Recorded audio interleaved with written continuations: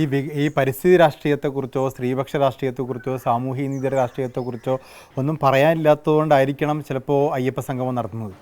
അല്ല അയ്യപ്പ സംഗമം നടത്തുന്നത് മറ്റേതിൻ്റെ പ്രായശ്ചിത്താണ്.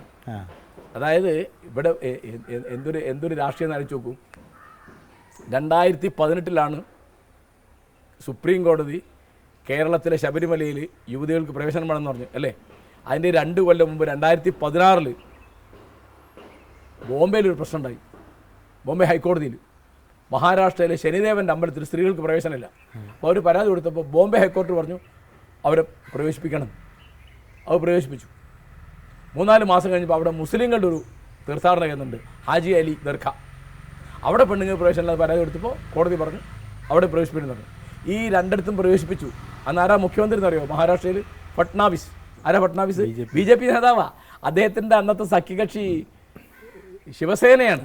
ശിവസേനയും BJP ഒന്നിച്ച് ഭരിക്കുമ്പോൾ സുപ്രീം കോടതിയല്ല, സംസ്ഥാനത്ത് ഹൈക്കോടതി, ബോംബെ ഹൈക്കോടതി പറഞ്ഞനുസരിച്ച് 2 പ്രവേശനം കൊടുത്തു. കേരളത്തിൽ LDF ഭരിക്കുമ്പോൾ സുപ്രീം കോടതി പറഞ്ഞിട്ട് നടപ്പാക്കാൻ പറ്റില്ല. ഇപ്പോൾ ആരും അത് പറയുന്നതന്നില്ല.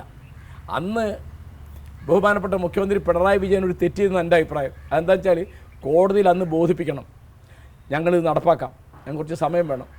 എല്ലാ പാർട്ടികളുടെയും ബന്ധപ്പെട്ട കക്ഷികളുടെയും പൊതുയോഗം ആലോചന യോഗം വിളിച്ച് ഒരു അഭിപ്രായ സമന്വയം, കോൺസെൻസസ് ഉണ്ടാക്കിയിട്ട് വേണ്ടിയിരുന്നത് നടപ്പാക്കാൻ. അത് പോലീസിനെ ഉപയോഗിച്ച് സാമുദായിക പരിഷ്കരണം നടത്താൻ പറ്റും. എന്തിനെപ്പറ്റി ഇവർക്ക് എന്ത് കാഴ്ചപ്പാടുള്ളത്? അന്ന് എന്നിട്ട് വനിതാ മതിലുണ്ടാക്കി. എങ്ങനെയുണ്ട് ആ വനിതാ മതിൽ എന്ന് പറഞ്ഞാൽ ആരാ? അതിൽ മുഖം മൂടുന്ന മുസ്ലിം സ്ത്രീകളുണ്ട്.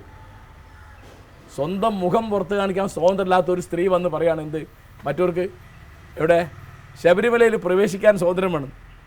വലിയ തമാശ.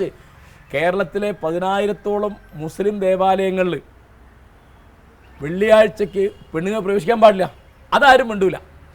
കാരണം ഇത് മുഴുവൻ മറ്റിടത്ത് മതിയല്ലോ. കാരണം ഇത് ന്യൂനപക്ഷത്തിൻ്റെ വോട്ട് ബാങ്കിൻ്റെ പ്രശ്നമാണ്.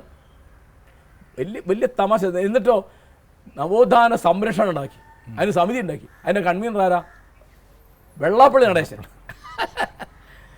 അതായത് ഇവിടുത്തെ പുതിയ ഒരു കാര്യവും തിരിയാത്ത, ഇവിടുത്തെ ഈ ഇങ്ങനെ സമുദായ നേതാക്കന്മാരുടെ കൂട്ടത്തിൽ ഏറ്റവും പിന്തിരിപ്പൻ എന്നെല്ലാ അർത്ഥത്തിലും പറയാവുന്ന, വളരെ വിഭാഗീയമായി ചിന്തിക്കുകയും വളരെ അതായത് സമൂഹത്തെ പിന്നോട്ട് പിടിച്ചു വലിക്കുന്ന മട്ടിൽ ഇവിടെ വർഗീയ ധ്രുവീകരണം, വർഗീയമായ ചേരിതിരിവ്, പോളറൈസേഷൻ ഉണ്ടാക്കുകയും ചെയ്യുന്ന മട്ടിൽ മാത്രം സംസാരിക്കുന്ന ആളാണ് ആര്?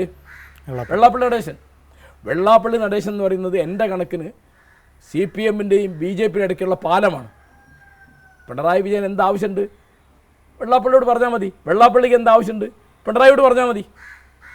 ഇതാണ് അതൊരു മാഫിയയാണ്, ഒരു സംശയമില്ല. കാരണം നിങ്ങൾ ചോദിച്ചല്ലോ ഇവിടെ ഇവരൊക്കെ എന്താ അനുകൂലിക്കുന്നത്. എൻ്റെ കണക്കിന് NSS-നും SNDP-ക്കും ഒക്കെ ഇതുപോലെ എൻ്റെ നേതാക്കന്മാർക്കൊക്കെ എന്തെങ്കിലും വ്യക്തിപരമായ നിക്ഷിപ്ത താല്പര്യം ഉണ്ടാവും. എനിക്ക് തെളിവില്ല, ഞാൻ ഊഹം പറയാണ്. അല്ലാണ്ട് അനുകൂലിക്കേണ്ട പ്രത്യക്ഷത്തിലൊന്നുമില്ല. അല്ല നമുക്കറിഞ്ഞൂടാ, അത് അങ്ങനെ ആരോപണങ്ങൾ. ഞാൻ പണ്ട് സമുദായ ശക്തികൾ എന്ന് പറയുന്ന ആ സമുദായത്തിൻ്റെ ഒരു നീതി വാങ്ങിക്കൊടുക്കുക എന്നുള്ളതാണ്. ഇപ്പോൾ SNDP ആണെങ്കിൽ ഈഴവ സമുദായത്തിന് വേണ്ടി അവരുടെ കിട്ടുന്ന സാമൂഹ്യ നീതിയുടെ പ്രശ്നം. ഞാൻ ചോദിക്കുന്നത് മലപ്പുറം ജില്ലയിൽ ഈഴവന്മാർക്ക് മുസ്ലിങ്ങളെ കൊണ്ട് ജീവിക്കാൻ നിവൃത്തിയില്ല എന്ന് പറയുന്നത് എവിടുത്തെ നീതിയാണ്? ഇവിടുന്ന് ഇപ്പോൾ 5-6 കിലോമീറ്റർ പോയാൽ മലപ്പുറം ജില്ലയാണ്. നമുക്കറിയാത്ത ഏതോ വിദൂര ദേശത്താണ് മലപ്പുറം ജില്ല എന്ന് പറയുന്നത്. അവിടെ എങ്ങനെ ആർക്കെങ്കിലും എന്തെങ്കിലും പ്രശ്നമുണ്ടോ?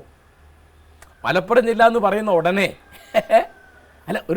അദ്ദേഹം അങ്ങനെ പറഞ്ഞു. അവിടെ ആളുകൾ ജോലി ചെയ്യുന്നുണ്ട്, ആളുകൾ പഠിക്കുന്നുണ്ട്, ആളുകൾ പഠിപ്പിക്കുന്നുണ്ട്, അവിടെ ആശുപത്രിയിൽ ജോലി ചെയ്യുന്നുണ്ട്, സിവിൽ സ്റ്റേഷനിൽ ജോലി ചെയ്യുന്നുണ്ട്, ബസ്സിൽ ജോലി ചെയ്യുന്നുണ്ട്, ഹോട്ടലിൽ ജോലി ചെയ്യുന്നുണ്ട്. ആരൊക്കെ? അപ്പോൾ ഈ തരത്തിൽ ഈ ഈഴവന്മാർക്ക് ജീവിക്കാൻ വയ്യ എന്ന് പറയുന്നതാണോ നീതി? അപ്പോൾ ഇങ്ങനെ നാരായണഗുരു പ്രധാനപ്പെട്ട 2 കാര്യമാണ്. ഒന്ന്, ജാതി ചോദിക്കരുത് പറയരുത്. 2, മദ്യം ഉണ്ടാക്കരുത്, വിൽക്കരുത്, കുടിക്കരുത്.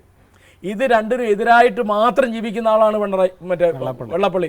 അദ്ദേഹമാണ് ഗുരുദേവൻ്റെ ഉപദേശങ്ങൾ ശ്രദ്ധിച്ച് ജീവിക്കുന്ന ആളാണ് പിണറായി സർട്ടിഫിക്കറ്റ് കൊടുക്കുന്നത്. അല്ല, വെള്ളാപ്പള്ളി പറഞ്ഞതിനെ നിഷേധിച്ചില്ല എന്ന് മാത്രമല്ല, ഈ പറഞ്ഞ പോലെ മാഷ് പറഞ്ഞ പോലെ ഗുഡ് സർട്ടിഫിക്കറ്റ് കൊടുക്കുകയും ചെയ്തു. അതെ, അല്ല ആലോചിച്ച് നോക്കൂ, പിണറായി സംസാരിക്കുന്നത് എത്ര.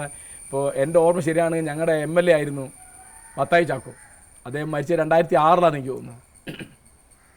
അദ്ദേഹം ഞങ്ങൾ ഇവിടുന്ന് ജയിച്ചു 6 മാസത്തിന് അദ്ദേഹം മരിച്ചുപോയി. സത്യപ്രതിജ്ഞ എടുത്തതിന് മുമ്പേ മരിച്ചുപോയി. അത് വലിയൊരു ഇതായിരുന്നു. അപ്പോൾ താമരശ്ശേരി രൂപതയിലെ ബിഷപ്പ്, അദ്ദേഹത്തിൻ്റെ പേര് മാർ പോൾ ചിറ്റിലപ്പള്ളി എന്നാണ് ഞാൻ ഓർക്കുന്നത്. അദ്ദേഹം പറഞ്ഞു, ബോധപൂർവം അന്ത്യകുദാശ സ്വീകരിച്ചിട്ടാണ് മത്തായി ചാക്കോ കർത്താവ് നിദ്ര പ്രാപിച്ചത്. എന്നാൽ ചുരുക്കത്തിൽ അദ്ദേഹം ഭക്തനായിരുന്നു, വിശ്വാസിയായിരുന്നാണ് ബിഷപ്പ് പറഞ്ഞത്. അത് സത്യമല്ലെന്ന് എനിക്കറിയില്ല, നമുക്ക് അറിയേണ്ട കാര്യമില്ലല്ലോ, നമ്മുടെ വിഷയമല്ല, അദ്ദേഹത്തിൻ്റെ വിഷയമായിരിക്കും ബിഷപ്പിൻ്റെ. അദ്ദേഹം അടുത്ത് പറഞ്ഞോട്ടെ. ഇത് കേട്ടിട്ട് അന്ന് CPM-ൻ്റെ സംസ്ഥാന സെക്രട്ടറിയാണ് പിണറായി വിജയൻ. അദ്ദേഹം എന്താ പറഞ്ഞത്? പച്ചക്കള്ളമാണെന്നാണ്. എന്നിട്ട് അത് പറഞ്ഞ ആളെ നികൃഷ്ടജീവി എന്ന് വിളിച്ചു. ഇപ്പോൾ മുഖ്യമന്ത്രിയായിരിക്കെ പിണറായി വിജയൻ ഭക്തനാണ് എന്ന് അദ്ദേഹത്തിൻ്റെ സാന്നിധ്യത്തിൽ അദ്ദേഹത്തിൻ്റെ അക്ഷരാർത്ഥമുള്ള സഹയാത്രികനായ വെള്ളാപ്പള്ളി വരുന്നു. അതിന് മറുപടി ഇല്ല. അത് പിണറായിയുടെ കാറിലാണ് വന്നത്. അതെ അതെ, അതാ സഹയാത്രിക ഞാൻ പറഞ്ഞു. സംസ്ഥാനത്തിൻ്റെ കാറാ അത്. ഈ നമ്പർ 1 എന്ന് പറയുന്നത് നമ്മുടെ സംസ്ഥാനത്തിൻ്റെ കാറാണ്. പിണറായി വിജയൻ എന്ന് പറഞ്ഞ വ്യക്തിയുടെ കാറല്ല അത്. അപ്പോൾ അങ്ങനെ അദ്ദേഹം കൊണ്ടു നടക്കുന്ന ആളാണ് ആര്? വെള്ളാപ്പള്ളി നടേശൻ. അപ്പോൾ അദ്ദേഹത്തിൻ്റെ നിലപാട് എന്താണ്? ഇപ്പോൾ നിങ്ങൾ പറഞ്ഞ മാതിരി സമുദായങ്ങളെ സംരക്ഷിക്കുക, നല്ല സംരക്ഷണം.